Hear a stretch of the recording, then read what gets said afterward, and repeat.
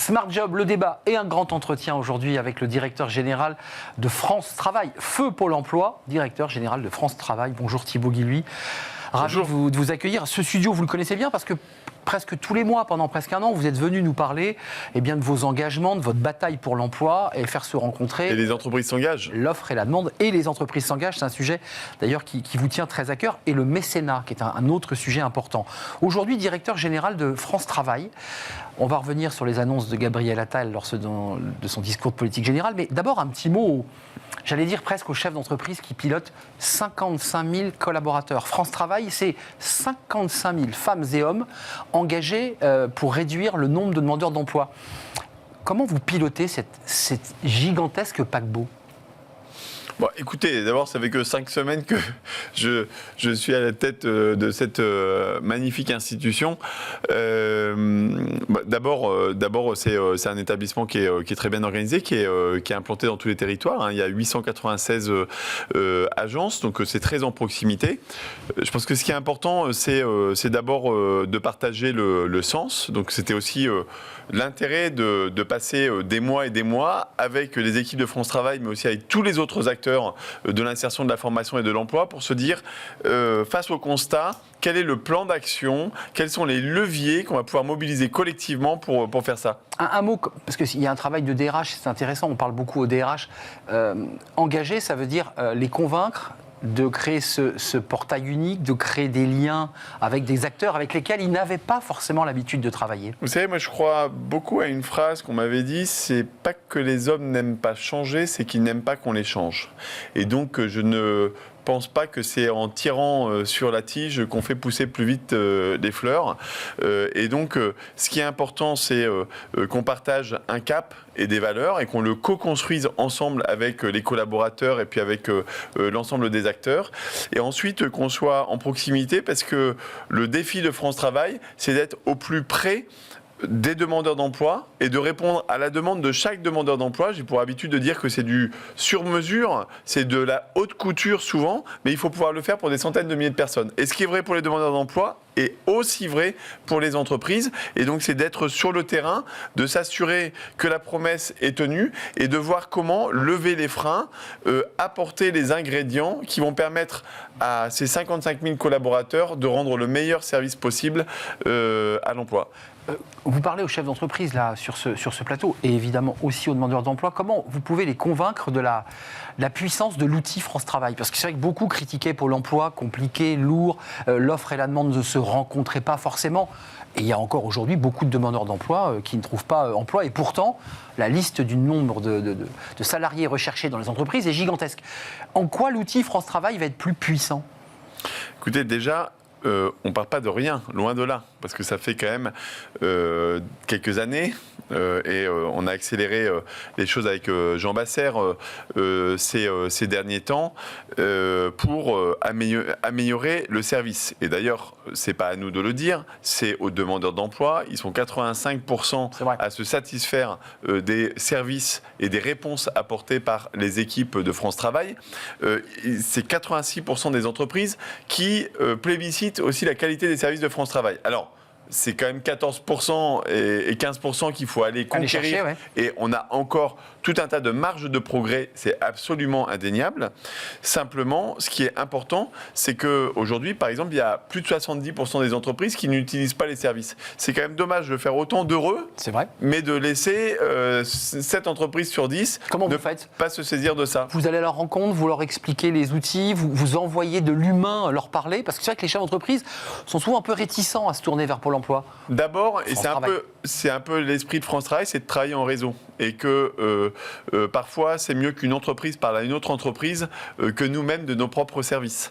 Et donc, j'étais pas plus tard que la semaine dernière avec Patrick Martin pour signer un partenariat avec le MEDEF. Mais on travaille évidemment très bien avec l'UDPL, CPME, les chambres consulaires, les branches professionnelles. L'idée, c'est de faire équipe ensemble pour apporter le meilleur service, les meilleures options possibles à chaque entreprise et notamment les toutes petites et moyennes entreprises qui recrutent mais qui ont parfois des difficultés à accéder, à bénéficier de nos services. Donc c'est à vous d'aller au plus près des entreprises et ne pas attendre exactement, que l'entreprise vienne à vous.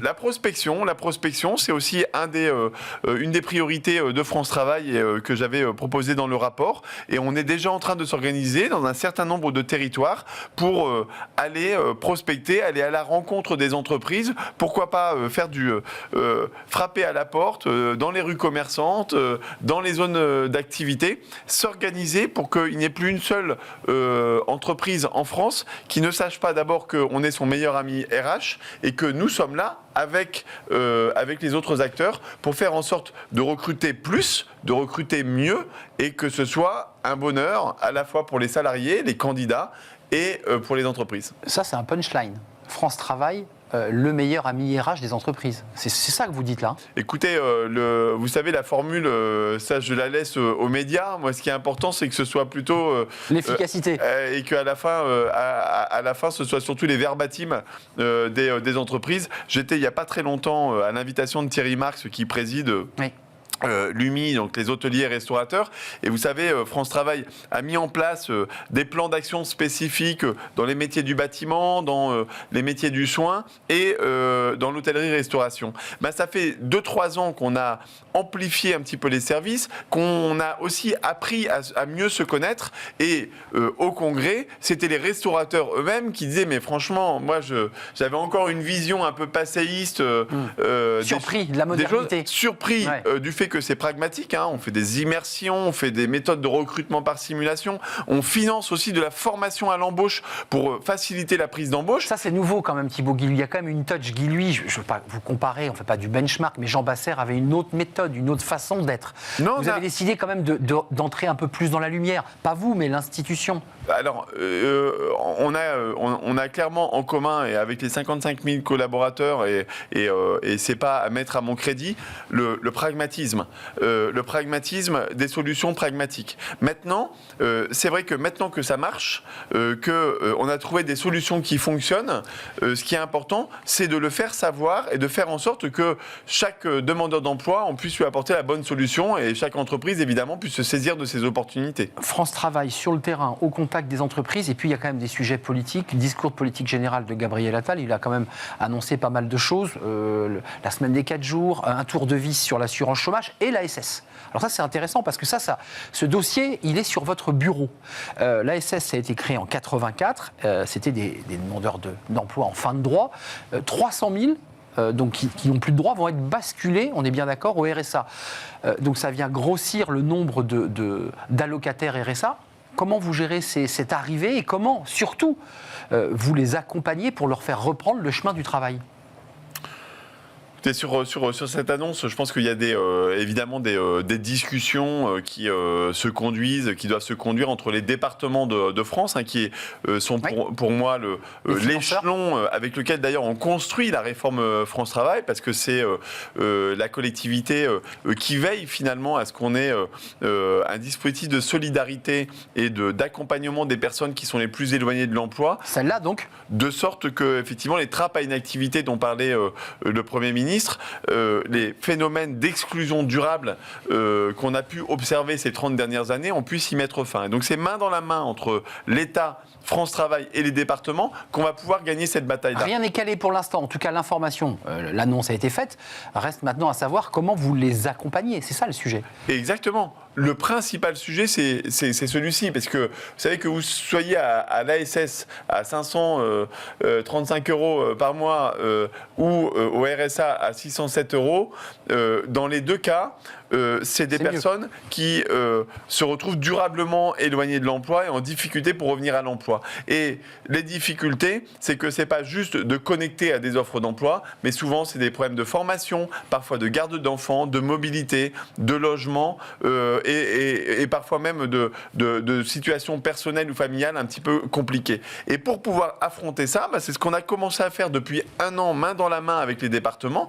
On a 18 départements qui ont accès accepté de tester, d'essuyer les plâtres. Et bientôt quelques autres en plus. Hein. D'essuyer les plâtres avec nous il y a un petit peu plus d'1 an, avec déjà des premiers résultats très probants.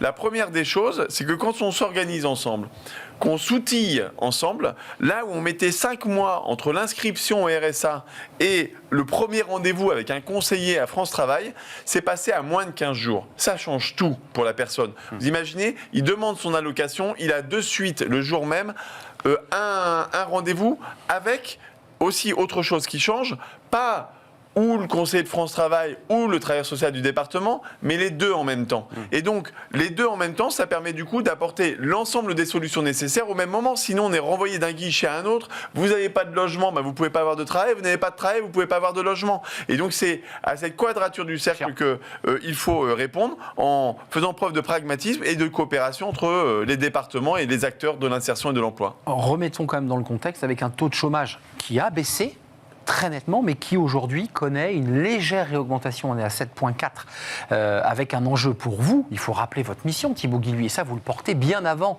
votre arrivée à France Travail, c'est d'aller vers le plein emploi. La ministre du Travail, Elisabeth Borne, qui n'était pas encore Première ministre, nous avait expliqué que c'était l'objectif. Vous y allez ou pas? Est-ce que c'est plus compliqué que vous l'imaginiez, ce chemin vers le plein emploi?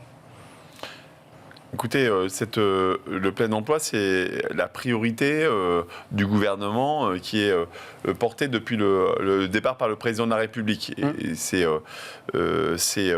pour la simple raison que le travail, c'est quand même le socle sur lequel on peut construire son autonomie, sa dignité, pouvoir envisager l'avenir pour les personnes. C'est aussi ça qui permet aussi de garantir la protection de notre modèle social. Plus on a de personnes qui travaillent, évidemment, et plus on protège notre modèle social.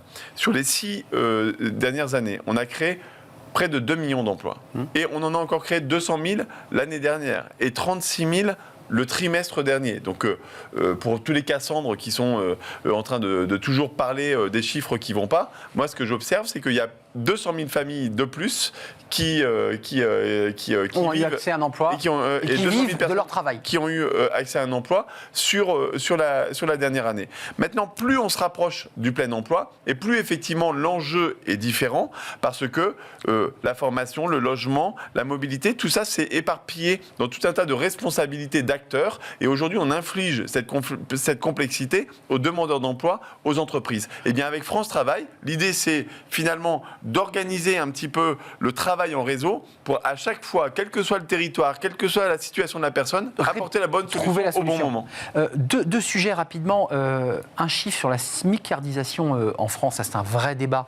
17,3%, c'est la proportion des employés de secteur privé non agricole rémunérés au SMIC au 1er janvier 2023. C'est un peu plus de 3 millions de salariés.